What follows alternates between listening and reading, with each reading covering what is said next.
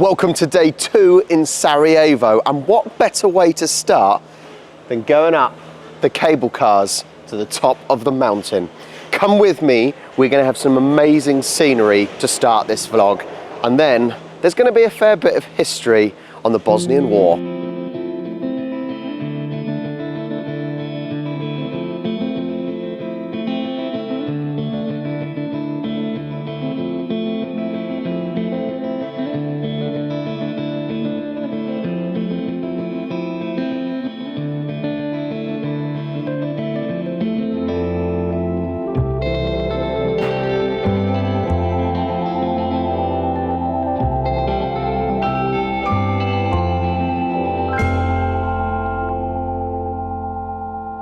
Welcome to Trebevic Mountain.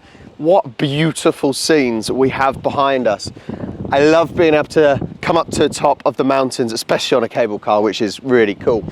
But you can see actually how small Sarajevo is. It's not a big place, but it is surrounded by hills and mountains. That is a lot of what the Balkans are. But from here, you can easily see a lot of attractions, the buildings that are of interest. You've got the city hall down there that we visited in last vlog. There are all the tombstones for the war, where the yellow fortress is, where we were in the last vlog as well. There is a football stadium I see down there, so I might have to have a look at that later on, because I do like looking at stadiums. But it is a beautiful city. It's very much the colours of Tirana, the coloured roofs of Croatia, but I think a lot of the Balkan countries have a lot in common. But what a beautiful view at the top of this mountain. Did you know that Sarajevo hosted the Winter Olympics in 1984? It was only the first Slavic-speaking country and communist country to host the Winter Olympics, but actually it was the second to host an actual Olympics after Russia in 1980.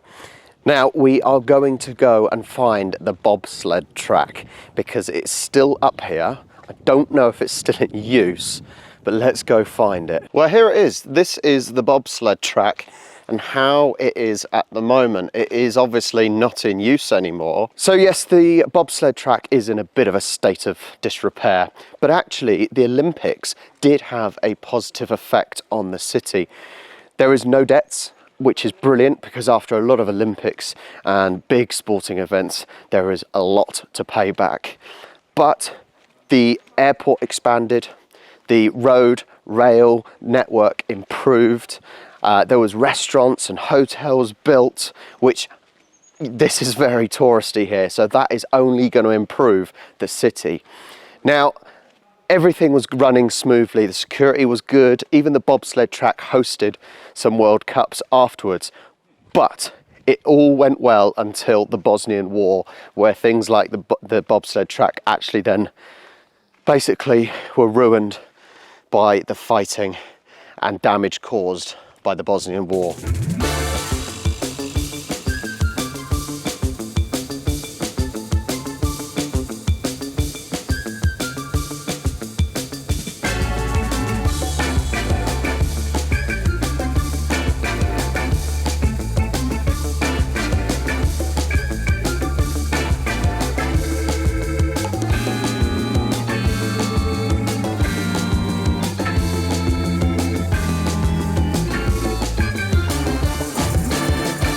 Quick pit stop, Trebevic.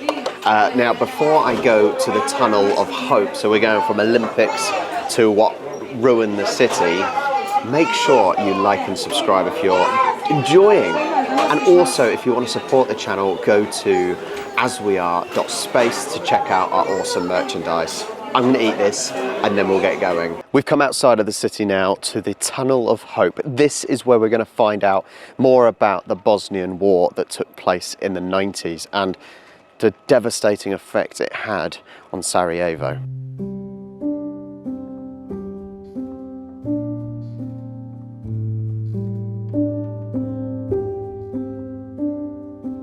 The Bosnian War took place between 1992 and 95. and it was after the disintegration of Yugoslavia. It was between the Bosniaks, the Serbs and the Croats, and it included atrocities, ethnic cleansing and the siege of Sarajevo. During the siege of Sarajevo, 11,541 people were killed, with 56,000 wounded as well. And here on this board are all of the names of the people that were killed. Just absolute tragedy for the city and the country.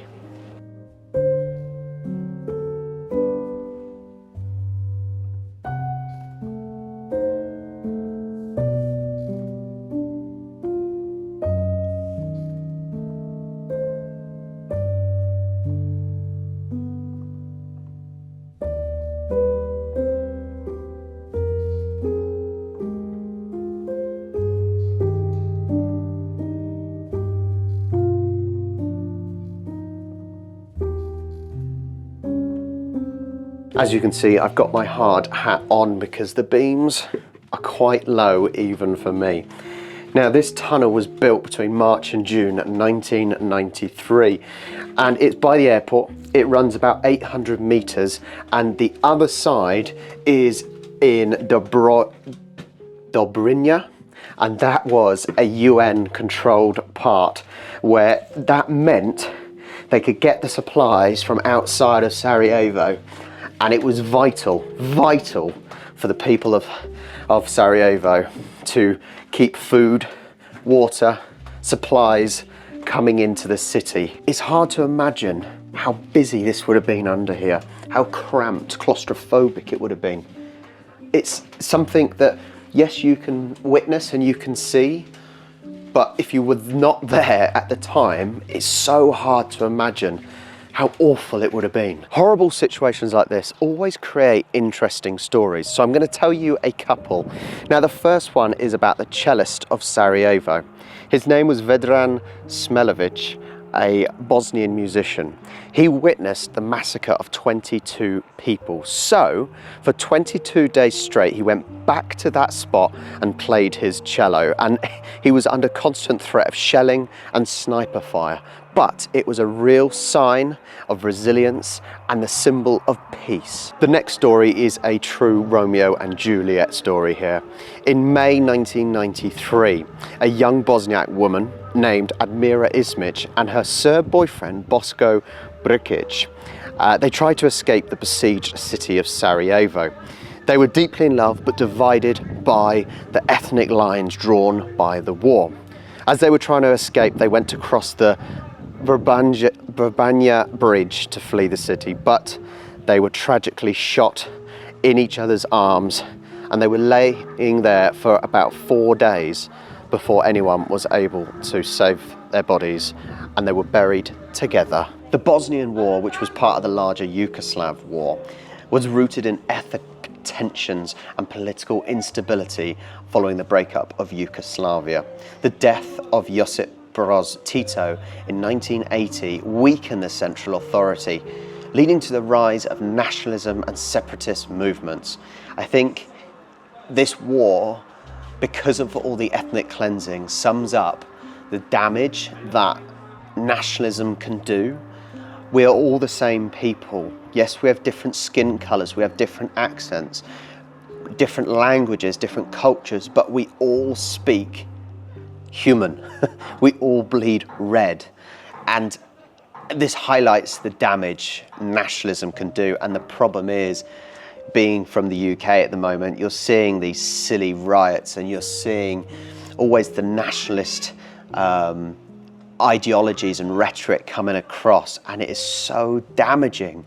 And you can simply look at what happened during the Bosnian and Yugoslav wars to see how bad it is. Throughout history, nationalism has been a bad thing. The war ended in 1995 with the Dayton Accords, brokered by the United States, and they were officially signed in December 1995.